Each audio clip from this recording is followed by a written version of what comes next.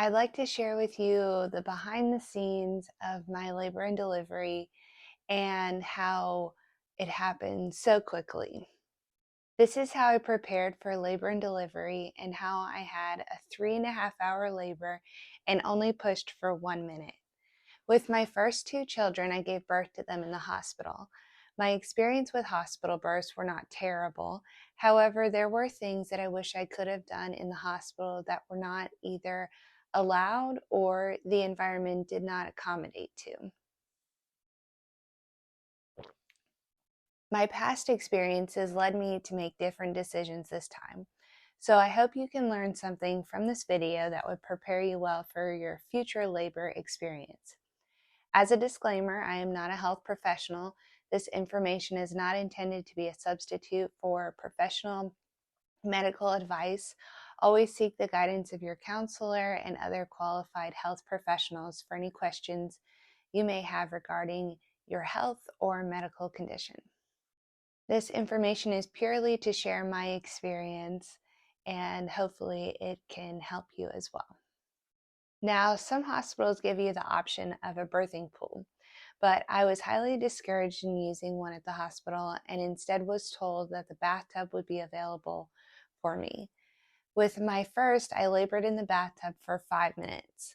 I was so uncomfortable because there was little room to move and the water was not hot enough. With my second baby, I didn't get to the hospital in time to prepare a birthing pool. A lot of times the hospitals will not allow enough time for a birthing pool to be prepared because they won't take you back until you are about 6 or 7 centimeters dilated. Another thing that bothered me about being in a hospital was the fluorescent lights. The cool temperature of fluorescent lights stimulates stress hormones, emotions, arousal levels, and muscle tension. So as you can see, fluorescent lighting does not contribute well to the laboring process, which requires the hormone oxytocin to be released.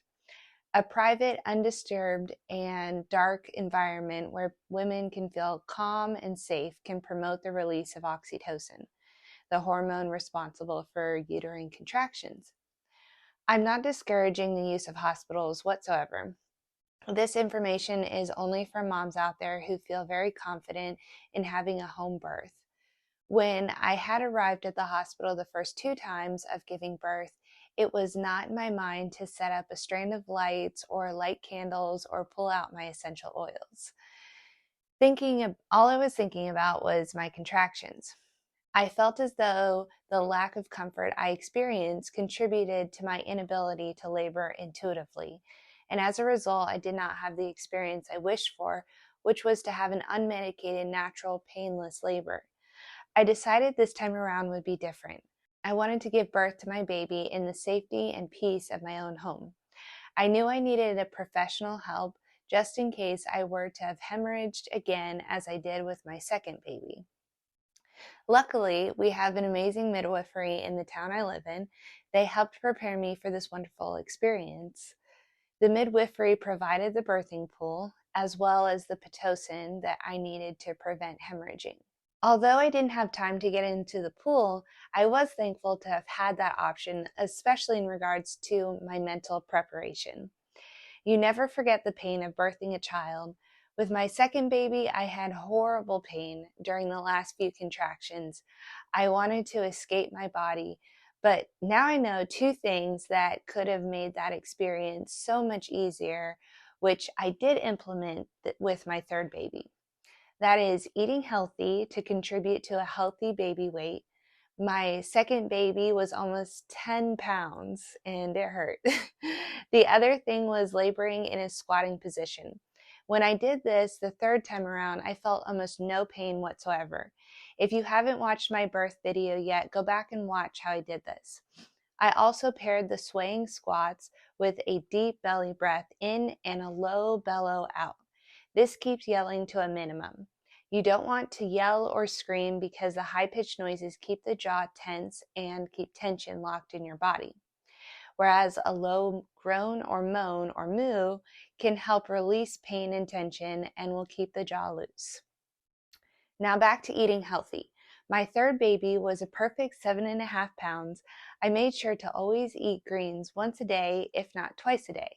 I incorporated sauteed greens with my eggs, and that made it easy to make sure that I had them every morning. I also made sure to eat a well-balanced meal with protein and healthy carbohydrates. For a time, I cut out sugar, and that felt amazing. I also had a supplement routine that worked well for me. One of the most important supplements that I took was a probiotic. Creating a healthy gut microbiome was a must for me this time around.